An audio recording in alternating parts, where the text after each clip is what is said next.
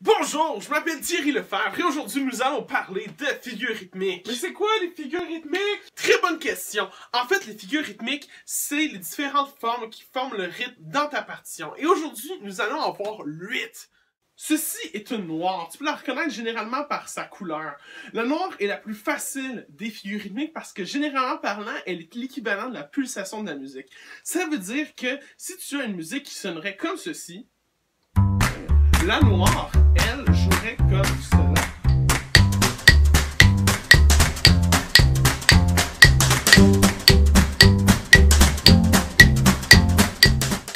Ceci est une croche. Je me suis là souvent plus vu comme cela. Parce que les croches n'aiment pas être seules.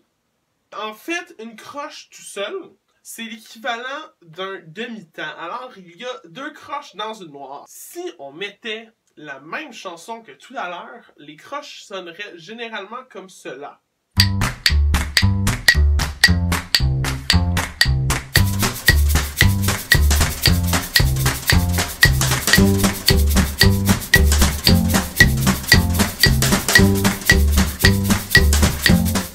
Ceci est une blanche.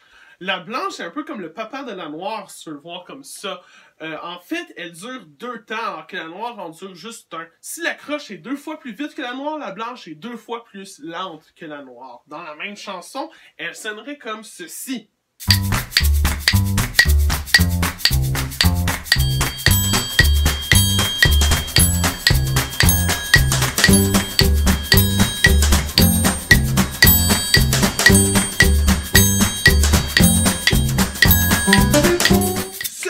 Une ronde. C'est vraiment plus un ovale! Non!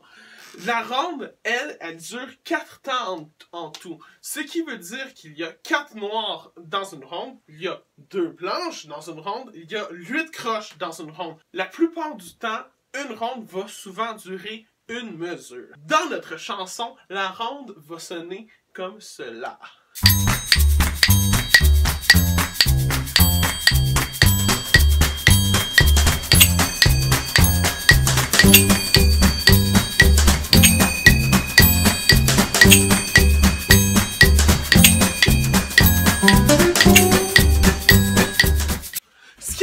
C'est que chaque figure rythmique a aussi une figure de silence qui les accompagne. Sans dire que ceci est un soupir. C'est l'équivalent de noir en silence. Si on la jouait dans la chanson, ça sonnerait comme ça.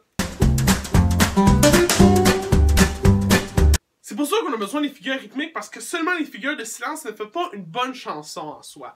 Les autres figures rythmiques ont aussi des figures de silence qui les accompagnent. Si on parle d'une ronde, on peut aussi parler d'une pause. Si on parle d'une blanche, on peut aussi parler d'une demi-pause. La noire, on connaît notre soupir. Et si on parle d'une croche, on parle d'un demi-soupir. En conclusion, tu peux combiner le plus de figures rythmiques et de figures de silence possible pour faire des rythmes uniques, comme celui-ci.